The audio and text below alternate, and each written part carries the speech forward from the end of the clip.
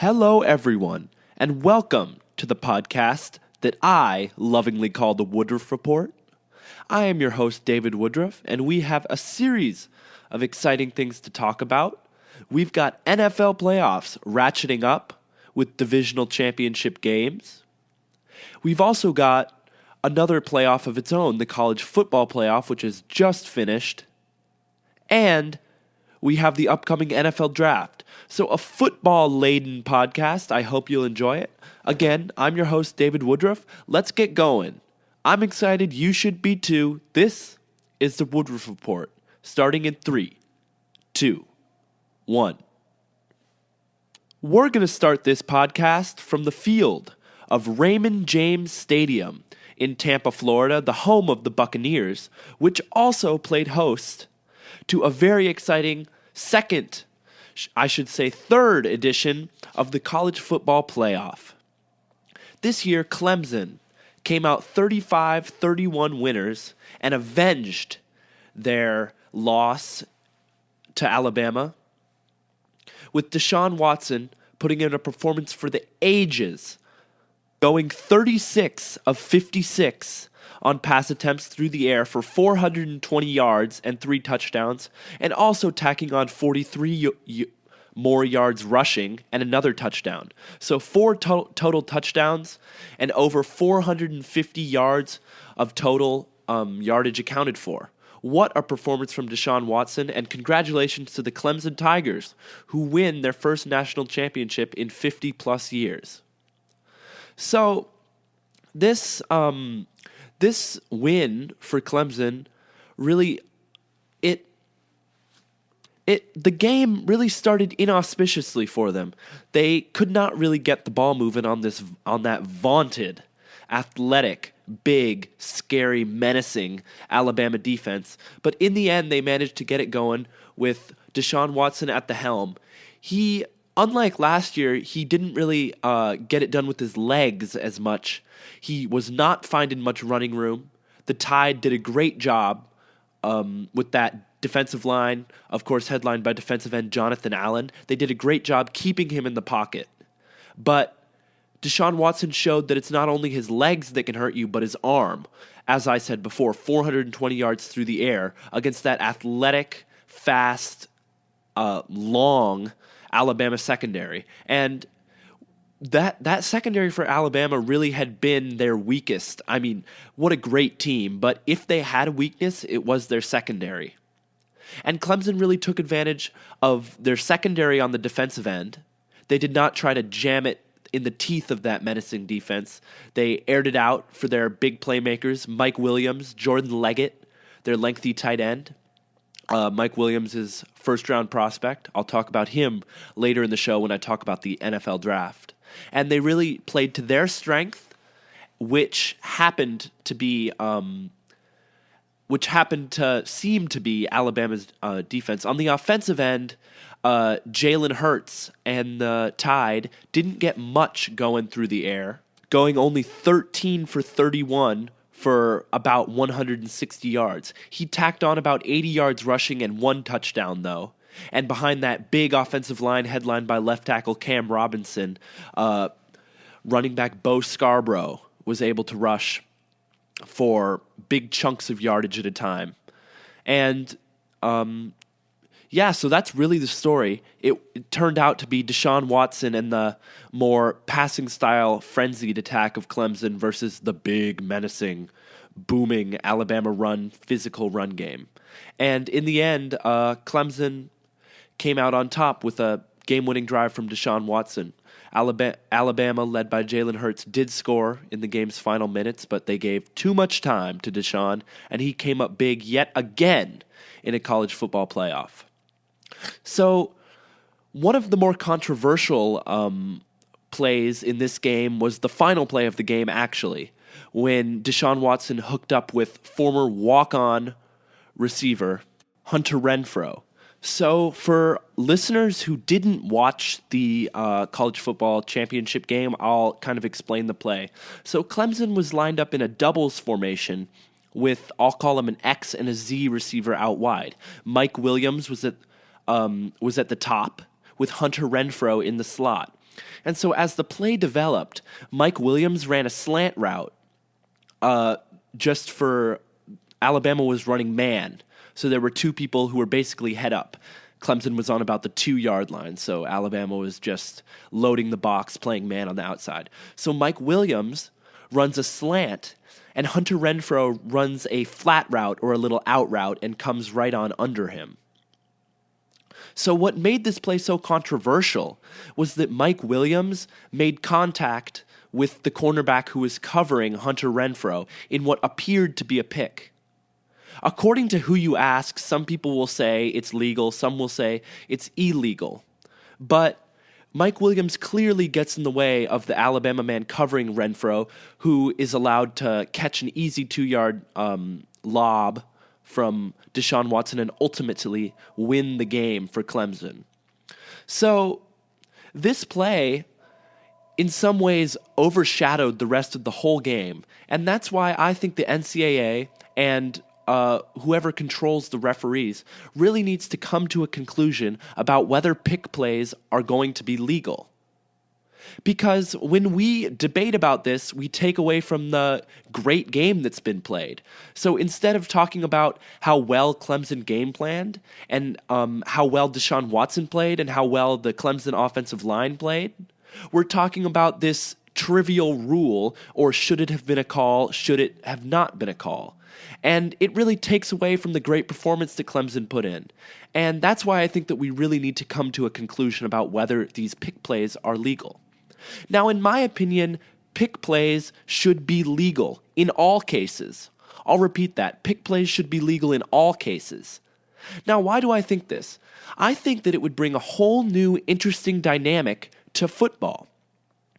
We can see this development not only in the college game but the pros, that football is becoming less the sport of our grandparents and more basketball on turf, with 5 wide receivers out wide running a bunch of different routes with 5 to 6 cornerbacks and safeties, defensive backs in at a time. It's becoming less smash mouth and more wide open basketball on grass.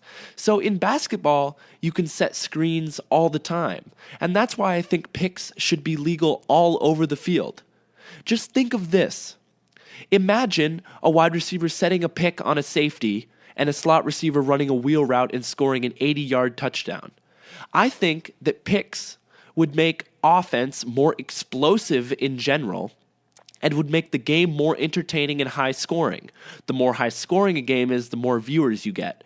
With all respect to a football game that ends 3-0, I'd rather watch a game that ends 56-50 than a game that ends 3-0. I appreciate defense, but I appreciate good offense more. And I think the casual, everyday fan will be more drawn to a high-powered offensive game than a big offensive lineman slug it out in the trenches kind of game. So I think picks all over the field should be legal, within reason, of course. I don't want wide receivers blindsiding defensive backs and giving them concussions. That would obviously be a injury liability and would, of course, make defensive back and safety more dangerous than it already is and make football in general more dangerous than it already is. But I think pick plays would make offense more complex, thus complexifying, I don't know if that's a word, but complexifying defensive playbooks, and would kind of invent a whole new side of football that we've never seen. And if football's becoming basketball on grass, we might as well just go all the way and let picks be legal.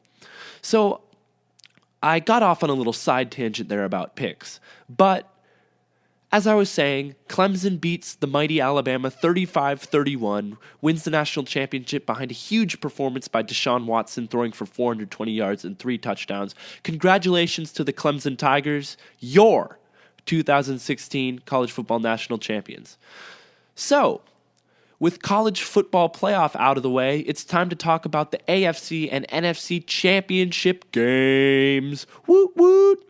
So, after the Falcons took down the Seahawks and the Packers beat the Cowboys on a last-second field goal by Mason Crosby, we have a high-powered NFC championship game set up between the Falcons and the Packers in Georgia, in Atlanta, in the Georgia Dome, in possibly the last game that we'll ever see at the Georgia Dome. Matt Ryan versus Aaron Rodgers. Does it get any better than this? This game could get well into the 80s in combined points. I am so excited to see these two offenses go against each other, these two truly great quarterbacks go against each other. So in Atlanta, you have not only Matt Ryan and that great group of receivers, headlined, of course, by Julio Jones. You've also got Sanu, Taylor Gabriel. You've got weapons everywhere out wide. You also have the two-headed monster that is Devontae Freeman and Tevin Coleman coming out of the backfield. Oh, yeah, and they have a great pass-blocking and run-blocking offensive line unit in front of them. What I hear is touchdown central. And against a Green Bay Packers team that is, of course, dealing with huge injuries on the defensive side of the ball and has often had to rely on Aaron Rodgers to bail them out throughout the season, this looks to be a game where Atlanta can put up 30 to 40 points. Not to be outdone by Aaron Rodgers and the Green Bay Packers. No Jordy Nelson. He is out with a rib injury, but it seems like injuries never stop this high-powered Packers attack from doing what they do, which is score points in bunches. And they have a bunch of no-names, really. Geronimo Allison. Geronimo has become a favorite of your man Aaron Rodgers, that bad man that is Aaron Rodgers. You've got Ty Montgomery, the wide receiver turned running back, coming out of the backfield, and another good offensive line. Special shout out to David Bakhtiari. You went to Sarah High School, Sarah plays in the same division as my high school. Shout out to David Bakhtiari. Bulaga, TJ Lang, great offensive line unit. So I think that this game will really come down to what defense is more opportunistic. What do I mean by that? Who can generate that takeaway in a key moment in the game? Who's going to get that interception? Who's going to make a big hit on the wide receiver and jar that ball loose? And the reason I think the Falcons have an edge in this game is that their running game is better than the Green Bay running game. Devontae Freeman and Tevin Coleman are just better than Ty Montgomery. And Green Bay has really never been able to run the ball all season. And I think that this is the game where Aaron Rodgers isn't just going to be able to outscore the other team. Because the Falcons' offense is, if not as good as, better than the Packers' defense. So I believe that this is the game that the Packers, almost said Falcons there, the Packers' luck runs out. They may put up 30 to 35 points, but I don't think it will be enough. Matt Ryan will win this game maybe 42-38. A lot of people are predicting that the defenses will show up. I think the defenses are going to be virtually non-existent, and this is going to mirror more of an Alabama-Clemson game than an NFL playoff game. In the AFC, we've got the New England Patriots, stalwarts in the playoffs. They've been here every year since I can remember, at least. That is, I've only been born since 2000, but they've been in the playoffs every year I can remember against those Pittsburgh Steelers led by Ben Roethlisberger and Antonio Brown. Oh, and don't forget Le'Veon Bell. This is going to be a great one in Foxborough as we see another pair of great quarterbacks, Tom Brady and Ben Roethlisberger, duel it out. So the Patriots, how have they gotten here? They've gotten here because Belichick is a great coach and they've done all the little things right. As usual, their defense is really a bunch of no-names. No disrespect, of course. They've been playing great. Malcolm Butler, great player. But there aren't a lot of big names on that defense, per Belichick's usual style. But they've found a way to get the job done. Great game planning, being opportunistic, getting takeaways when they need it. They've been able to do all of that, and then they give the ball to that high-powered offense led by Tom Brady, Danny Amendola, Julian Edelman, Dion Lewis, just to name a few. LeGarrette Blount, the big bruiser, and a surprisingly good offensive line. So the Patriots, you know what you're going to get from them. But I think the Steelers really can put up a good fight in this game. Antonio Brown is uncoverable. You cannot put There's simply no one quick enough to cope with him. And not only is he just a speedster, but he also knows how to play the wide receiver position well. He's quick out of his cuts. He runs very good routes. He's strong. He's everything you want in a wide receiver. And Big Ben, you know when the game's on the line, he's looking at his man AB. You've also got Le'Veon Bell. And I was watching Le'Veon Bell the other day, and he doesn't look very athletic when he runs. He's basically jogging, walking even at some point. He's like walking and jumping. I was talking to my friend the other day, and he's like, yeah, Le'Veon Bell just walks and jumps. And I was like, yeah, he really does. He just kind of walks and jumps, and his way to the line of scrimmage, his vision, very good. Some of the best vision I've ever seen. He kind of picks his way through, and then boom, the acceleration, and you can't bring that guy down with only one guy once he's going full speed. So Le'Veon Bell, Antonio Brown, Ben Roethlisberger, you know that they're going to put up points, even in Foxborough, that hostile environment where football teams are very afraid to go. I mean, when you do not expect to win when you go to Foxborough, especially not in the playoffs. So, who's going to win, Oracle Woodruff? I think that this Super Bowl is going to be a pretty surprising matchup. I think it's going to be Falcons-Steelers. Yes, I picked the Steelers to go into Foxborough and come out as AFC champions, and I picked the Falcons to win in the Georgia Dome in front of that roaring crowd at home. And in the Super Bowl, I picked the Falcons to win. I'm enamored by this Falcons team. I might be a little over-enthusiastic, but I think that this is one of the best offenses I have ever seen.